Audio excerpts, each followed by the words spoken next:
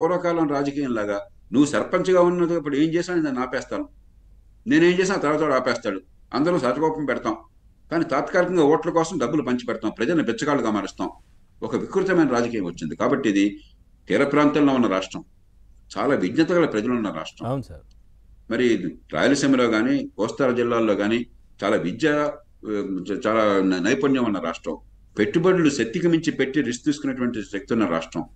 అలాంటి రాష్ట్రంలో ఇవాళ నిస్త్రాణ అయిపోయి ఎవరో డబ్బిస్తారని ఎదురు చూసే పరిస్థితి వస్తే సామాన్య ప్రజలకి ఇవాళ తాత్కాలికంగా డబ్బు వస్తుందంటే నాకు ఇచ్చినా మీకు ఇచ్చినా కూడా సంతోషపడతాం, ఇవాళ 10,000 రూపాయల చేతిలోకి వచ్చిందంటే. కానీ ఒక్కసారి 20 ఏళ్ల పాటు ఇలా వాళ్ళు ఎవరో డబ్బులు ఇచ్చినా కూడా మన బతుకులు ఎల్లకాలం పుచ్చుకునే చేతులనా? ఎవరి డబ్బు ఇది? మన డబ్బు కదా.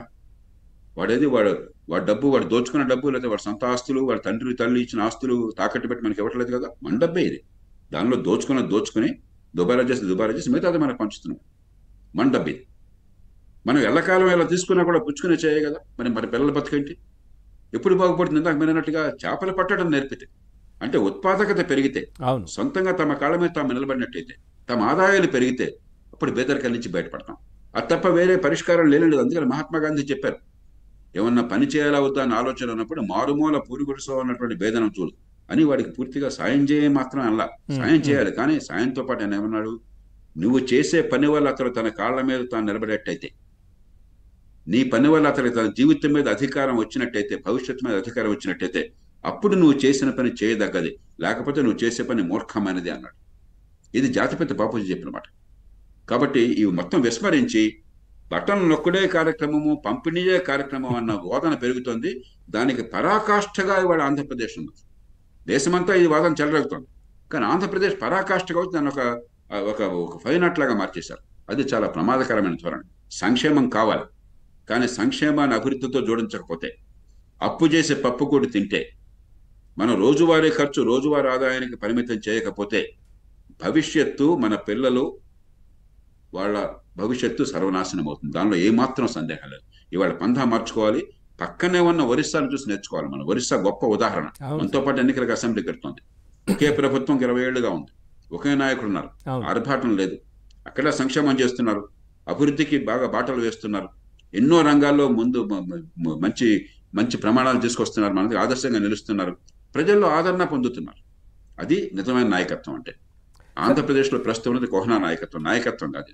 సార్, ఇందాక ఆస్తుల గురించి, ఆస్తుల రక్షణ గురించి కూడా ఒక పదం తీశారు మధ్యలో. నేను సడన్గా గుర్తొచ్చి అడుగుతున్నాను, ఈ ల్యాండ్ టైటిలింగ్ యాక్ట్ గురించి కూడా మీరు చూస్తూ ఉన్నారు రెగ్యులర్గా ఆంధ్రప్రదేశ్లో జరుగుతున్నది. ఈ ప్రజల ఆస్తులకు సంబంధించి, పొలాలకు సంబంధించి ఎక్కడ కూడా రక్షణ లేదు అని చాలా ప్రజలు కావచ్చు, ప్రతిపక్షాలు అన్నీ చెప్తా ఉన్నాయి.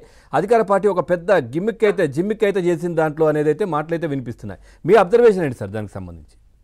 ఇప్పుడు 200 ఏళ్ల నుంచి కూడా సార్, పవన్ గారు, సార్, బ్రిటిష్ వాళ్ళు వలస పాలన రాజ్యం చేస్తున్న కాలంలో కూడా, సార్, మొఘలులో లేకపోతే నిజాం ప్రభువులో లేకపోతే రాజులు రాజ్యం చేస్తున్న కాలంలో కూడా ప్రజల ఆస్తుల విషయంలో చాలా జాగ్రత్తగా ఆచితూచి వ్యవహరించారు. ఏదో హడావిడిగా ప్రజలకు అర్థం కాకుండా, లోతుకి వెళ్లకుండా, అధికారం అంతా కూడా మీ చేతుల్లో గులాములుగా ఉన్న యంత్రాంగానికి ఇచ్చేసి, నువ్వు ప్రజలు మాట్లాడే అవకాశం లేదు, నీకు కోర్టుకు వెళ్ళే అధికారం కూడా లేదు, హైకోర్టు తప్ప ఎక్కడికి వెళ్ళకూడదు, ఒక 4 రోజుల్లో మొత్తం ఖరారు అయిపోతుంది, అక్కడ నమోదు కాకపోతే నీ ఆస్తి పోతుంది. ఎంత భయోత్పాతం కలగజేస్తుంది!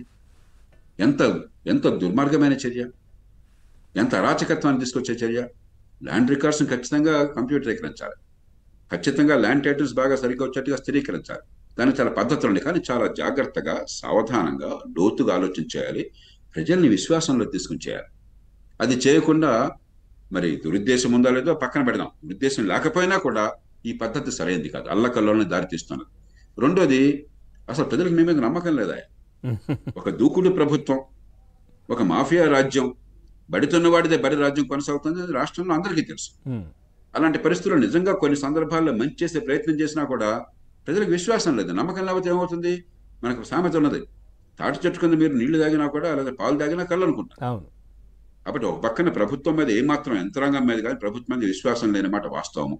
రెండో పక్కన ప్రజల్ని విశ్వాసంలో తీసుకోకుండా, చట్టసభల్లో లోతుగా చర్చ జరగకుండా, ప్రతిపక్షాలని, పత్రికల్ని, అన్ని వర్గాల ప్రజలను విశ్వాసంలో తీసుకోకుండా, చాలా జాగ్రత్తగా ప్రజాభిప్రాయాన్ని కూడకట్టకుండా, పొరపాట్లు సరిదిద్ది ఏర్పాటు చేయకుండా, మా ఇష్టం, అధికారం ఉంది కాబట్టి, బడితుంది కాబట్టి మా ఇష్టం ఏదైనా చేస్తాం, నువ్వెవడో మధ్యలో కాదంటే నా సంఖ్యాబలం ఉంది, అసెంబ్లీలో నోరు తెరిచేవాడు లేడు, అదేమంటే యాంటీ డిఫెక్షన్ లా ఉంది, వాళ్ళ తలకా తీసేస్తాను, కాబట్టి నేను ఏం చెప్పినా అది అవుతుందంటే రాచరికం.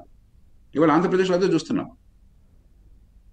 సార్ అట్లాగే ఈ అధికారుల మార్పుకు సంబంధించి కూడా చాలా అంటే వాళ్ళందరూ ఇప్పటికీ కూడా కోడ్ వచ్చిన తర్వాత కూడా ఏదైతే అధికార పార్టీకే మద్దతు తెలపడం కొద్దిమంది సో ఆ విధంగా కనబడడం, ఆ తర్వాత ప్రతిపక్షాలపైన ఇబ్బందులకు గురి చేసే ప్రయత్నం చేయడం, అంటే ఒక ఎన్నికలు సాఫీగా జరగకుండా చూసే ప్రయత్నాలు చాలా జరుగుతున్నాయి ఆంధ్రప్రదేశ్లో. గొడవలు కావచ్చు, కొట్లాటలు కావచ్చు, ప్రతిపక్షాలపైన దాడులు కావచ్చు, ఇవన్నీ ఇంకా కొనసాగుతూ ఉన్నాయి. అదేవిధంగా ఇప్పుడు అధికారుల మార్పు మొన్న డీజీపీ గారిని మార్చిన తర్వాత సొంత నియోజకవర్గం, సొంత ప్రాంతానికి